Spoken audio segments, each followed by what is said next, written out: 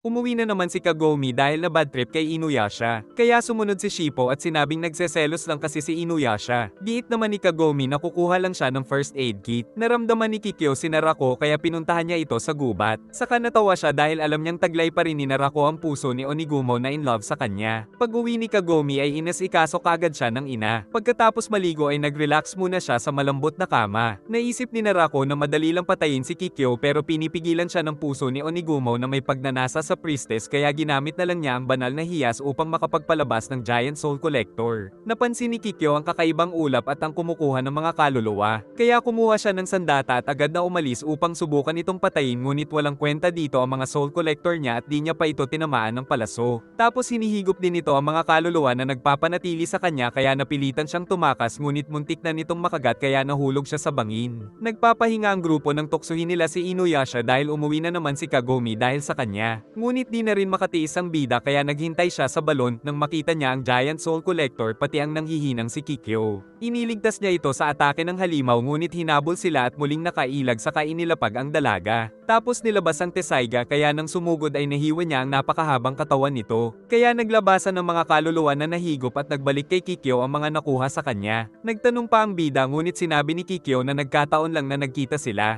Nakatulog ng mahimbing si Kagome kaya nagmadali siyang mag-impake ng mga gamit. Nakapag-usap naman ang dalawa at sinabi ng bida na di pa rin nagbabago ang kanyang pagtingin kay Kikyo. Giit ng dalaga na may gusto rin sa kanya ang puso ni Onigumo na nakay Narako kaya naman binalak siyang ipapatay ni Narako sa Giant Soul Collector. Ang bida naman ay di matanggap na may gusto rin si Onigumo sa priestess. Nakabalik na si Kagome at sinundan niya ang mga kaluluwa kaya nakita niyang pinipilit ni Inuyasha na yakapin si Kikyo pero yamakap na rin ito na ikinalungkot ni Kagome. Ipinangako ni Inuyasha na poprotektahan niya ito ngunit naglabas ng patalim at sinabing ganito niya papatayin si Narako na nagtataglay ng puso ni Onigumo. Tapos umalis na ito gamit ang mga Soul Collector. Si Narako ay nagkaroon na naman ng tato ni Onigumo na kanyang ikinainis kaya tinanggal niya ito ng espada. Nakita ng bida na nandoon pala si Kagome. Subalit tinitigan siya ni Inuyasha na tila buo na ang pagpapasya. Dahil dito ay napatakbo na lang si Kagome. Kinabukasan ay ibinigay lang niya ang mga gamot pero umuwi na rin siya kaagad sa balon. Sinabi nila kay Inuyasha na umuwi na ulit si Kagome pero di naapektado ang bida. Samantala si Kagome ay nasasaktan pa rin dahil di siya ang pinili ni Inuyasha. Ang bida naman ay buo na ang pasya na kailangan niya ng kalimutan si Kagome. Kinabukasan ay malungkot pa rin ang dalaga. At nakita ang banal na hiyas na nais niya ng isa uli. Habang kumakain ay napansin ng lolo at ni Sota na malungkot si Kagome. Subalit sa tuwing magtatanong sila ay pinipigilan sila ng nanay nito. Pumasok na siya sa eskwela at nag-alala ang mga kaklase dahil sinabi pala ng lolo niya na nagkaroon siya ng matinding sakit sa balat. Nagtanong din ang mga ito sa love life niya kaya sinabi niyang break na sila ni Inuyasha. Nagagalit si Shippo kay Inuyasha at si Miroko ay pinipilit siyang kunin nito ang banal na hiyas kay Kagome. Pinagsabihan din siya ni Kaide pero mas matimbang talaga si Kikyo sa kanya. Si Kagome naman ay di magawang pumasok sa balon kaya di niya maibigay ang hiyas. Saka lumabas at nakita ang banal na puno kung saan niya unang nakita si Inuyasha kaya napaiyak sa mga alaala nila. Kaya nang dumating ang ina ay napayakap na lang siya. Sinabi ng ina na sa Sacred Tree din nagpropose sa kanya ang asawa. At sinabing kung ano man ang pinagdadaanan ng anak ay meron siyang tiwala na makakalagpas dito si Kagome. Sa feudal era ay pinipilit pa rin nila si Inuyasha. Ngunit nandoon na pala ang dalaga na sinabing tanggap niya na ang lahat. Ngunit nais pa rin niyang manatili sa feudal era dahil naisip na itinadhana din ang kanilang pagtatagpo kaya magkahawak kamay silang nagtungo sa mga kaibigan. Habang nakasakay kay Hachi ay nagtataka sila kung paano nagkaayos ang dalawa. Nagtungo sila sa kinatatayuan noon ng kastilyo ni Narako. Nakumpirma ni Sango na dito ang tamang lokasyon dahil sa nakitang armor ng kanyang ama kung saan ito pinatay. Nalungkot ang mga kaibigan at kinuha ng monk ang mga armor at inilagay nila sa mas maayos na lugar. Samantala si Kohako ay inaaliw ang dalawang matanda na kumupkop sa kanya. Pagsapit ng hapunan ay wala pa rin siyang maalala tungkol sa mga masasamang pangyayari. Pagsapit ng gabi ay nag-iisip siya nang makita ang napakaraming insekto kaya nagpaalam sa matatanda dahil naalala niya na ang nakaraan. Subalit muntik na siya ng pagsabog ng lupa mula sa dumating na malaking demon na naramdaman ni Kirara at ni Kagome. Agad silang nagtungo at nakita ang mga insekto. Umaatake pala ang demon upang makuha ang banal na hiya sa kanyang likod. At nang mapapatay na siya ay dumating sila Sango at pinatay ito gamit ang Hiraikotso kaya nahulog ang ulo. Agad na inasikaso ni Sango ang kapatid pero di siya nito naaalala. Iniwan Iniwan muna sila ng mga kasama para makapag-usap ang magkapatid at maalala ni Kohako ang lahat pero di nagmamadali ang ate. Subalit nahiya ito nang yamakap si Sango ngunit nakatulog kaagad. Napag-usapan ng tatlo kung isa lang ba itong trap ni Narako. Kaya nagtungo si Inuyasha at sinabi kay Sango na isa lang itong trap subalit di matanggap ng dalaga kaya naman umalis na lang si Kohako. Biglang dumating ang napakaraming mga demon na pinagpapatay ng bida sa kanalaman nilang umalis si Kohako at si Kagumi ay nais hanapin ito. Umilag sila Inuyasha at Miroko sa mga atake na nagmula pala kay Kagura at hinahanap nito si Kohako na tumakas daw mula kay Narako. Si Kohako naman ay na-corner ng mga insekto ngunit iniligtas siya ni Sango ng Hiraikatsu. Ngunit napakarami pang dumating kaya sumakay ang Slayer kay Kirara at sinamahan ni Kagumi si Kohako at pinagpapana ang mga sumusugod na demon sa kanila ngunit naubos na ang kanyang palaso. Kaya nagtago na lang sila sa isang kuweba. Subalit wala pa rin maalala si Kohako. Ngunit nakontrol ni Narako ang bata kaya papatayin niya si Kagumi. Nagtulungan sila Sango at Kirara para patayin ang napakaraming mga demon nang marinig nila si Kagumi. Samantala napapaligiran sila Inuyasha saka umatake muli si Kagura sa kanila habang si Kagumi ay hinahabol ni Kohako na muling nakailag. Subalit wala na siyang takas mabuti na lang ay dumating sila Sango kaya tumakas ito. Humingi ng tawad si Sango saka pinabantay si Kirara at sinundan niya ang kapatid. Hirap na hirap si Miroko at si Inuyasha ay inaatake ni Kagura habang nakikipaglaban sa mga demon. Sa kanila basang espada ngunit nakatakas ito sa kanya. Kaya napansin na nahihirapan siya sa paggamit ng Tesaiga. Sinalag ni Miroko ang mga demon at naglagay ng mga sacred seal kaya napatay ang mga ito, ngunit napakarami talaga ng mga demon. Dahil abala ang lahat ay di nila napigilan ng centipede demon na wasakin ang bahay dahil akala ni Kagura ay nandoon si Kohako. Subalit na-realize ni Miroko na sila talaga ang target ng mga ito. Giit ni Kagura na patay na ngayon si Kagumi dahil kontrolado pa rin nila si Kohako. Kaya kahit may poison insect ay hinigop pa rin ni Miroko ang mga ito, saka umalis si Inuyasha para iligtas si Kagumi. At si Kagura ay pinagbantaan na hihigupin kapag sumunod siya kaya tumakas na lang ito. Nanghina ang monk dahil sa mga poison insect. Nahabol naman ni Sango ang kapatid.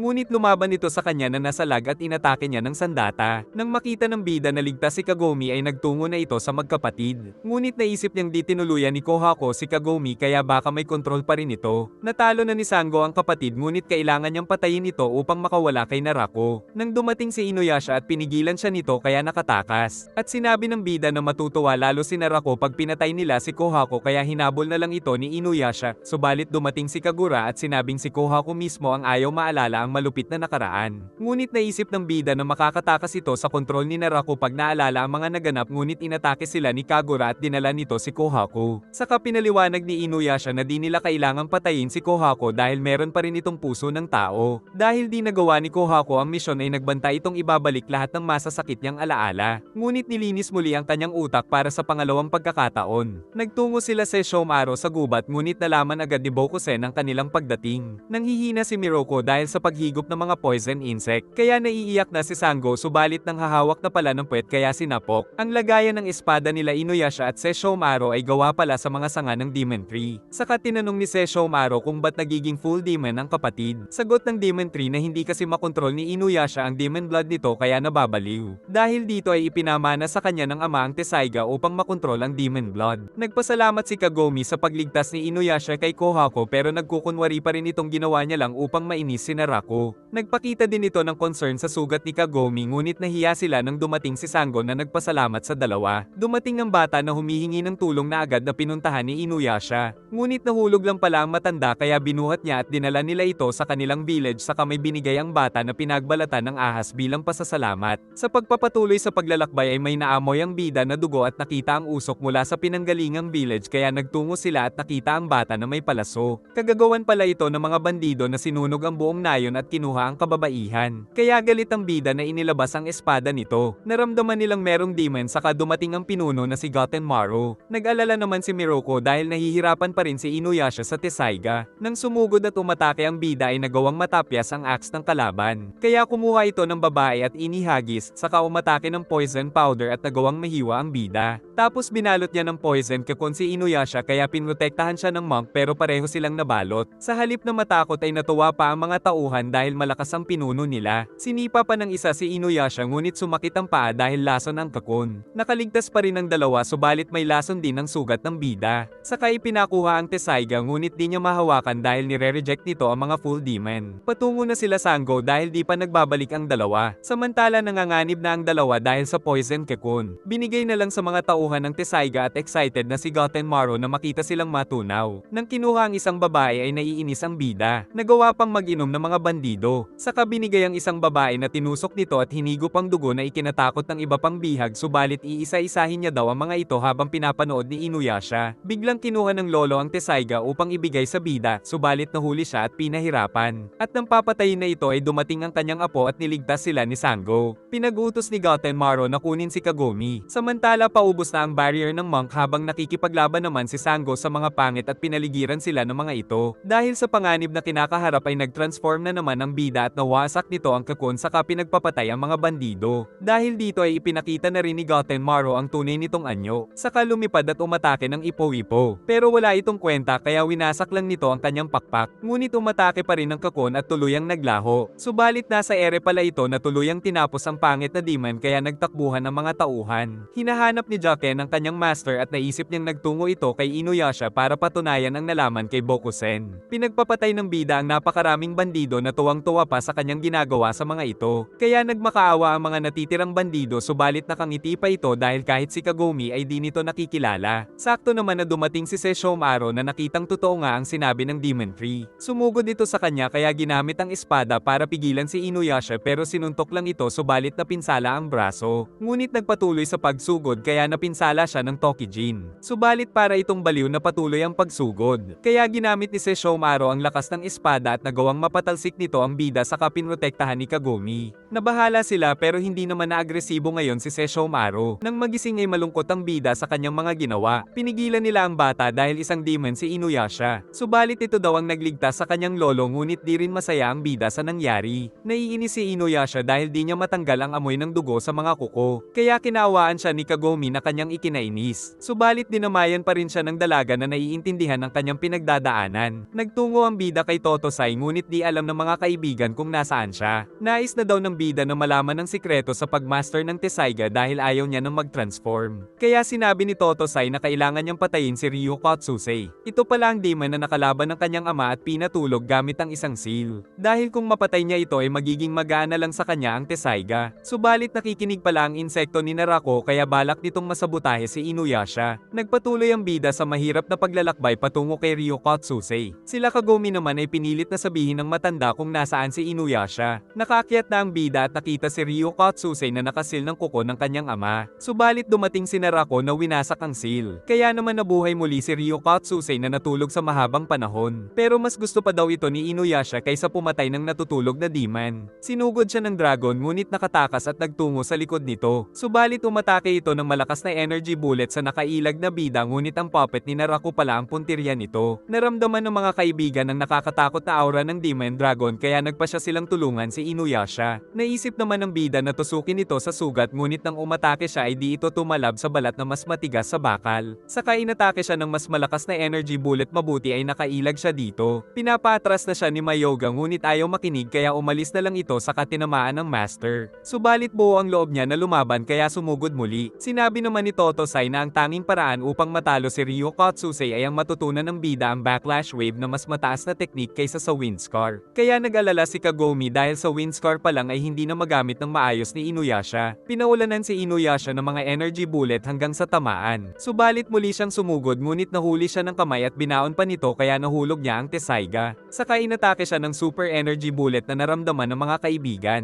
Nag-alala sila nang makitang di nito hawak ang Tesaiga kaya nanganganib mag-transform. Tuluyang nawala sa control si Inuyasha na minaliit pa rin ng dragon. Subalit nagawa nitong makipagsabayan sa Demon Dragon dahil sa Demon Blood. Kaya tinira siya nito ng energy bullet subalit nakailag pala at naitulak nito ang malaking katawan ng dragon. Ngunit umalis na sila Totosai dahil baka atakihin din sila ni Inuyasha. Subalit nais pa rin manatili ni Kagome nang mapansin nila na kinukuha pa rin ni Inuyasha ang Tesaiga kahit pulado na ang mata nito. Kaso tinira na siya ni Raya Kotsusei ng super energy bullet. Subalit naprotektahan ang sarili gamit ang lagayan ng espada, kaso muli siyang tinira ng dragon kaya ginamit ng monk ang wind tunnel para mapalihis ito at di tumama sa bida. Kinuha ng bida ang Tesaiga kaya nakabalik na siya sa control sa katawan. Nang maramdaman niya na mas gumaan ang Tesaiga, sumugod ang bida na muling pinasabog ng dragon, subalit di umubra kaya nagawa nitong masaksak ang kalaban. Kaya si Inuyasha ay nagtataka sa ipinapakitang kakayahan ng Tesaiga. Subalit pinaulanan pa siya nito ng magkakasunod na energy bullet at nang sumugod ay pinalo siya kaya talsik sa bato. ito. Umusok bigla ang Tessaiga at naramdaman ng bida ang wind scar, kaya naging kumpiyansa siya na nilabanan ng energy bullet na pinakawalan ng kalaban at nagawa niya itong matalo. Saka naramdaman na magagamit niya ang wind scar sa kahit kailan niya gustuhin. Sa kabila nito ay nabuhay pa rin ang Demon Dragon at naglabas ng mas malakas na evil aura at naghanda ng mas malakas na pag-atake kaya umalis ang mga kaibigan na nag-aalala, ngunit ang bida ay sumugod pa ng harap-harapan patungo sa atake na pinakawalan ng dragon. At nakapasok siya sa loob nito kaya namangha si Totosai dahil ito ang backlash wave na siyang panang-atake ng bida patungo sa di makapaniwalang Ryukotsusei na sunod-sunod na naputol ang katawan hanggang sa maputol ang leeg nito at tuluyan itong naglaho. Natuwa ang mga kaibigan sa kanyang nagawa. Binanata naman ng bida si Totosai dahil sa tuwa sa ginawa nito sa Tessaiga. Giit ng matanda na ang backlash wave ay gumagamit ng lakas mula sa atake ng kalaban kaya ang tumama kay Ryukotsusei ay ang pinagsamang wind scar at ang sariling atake nito. Ngunit sinunod lang daw ng bida ang kanyang instinct. Nagpasikat pa si Inuyasha kaya winasak nito ang mga bato sa buong paligid. Ngunit pinada pa lang siya ni Kagome para tumigil.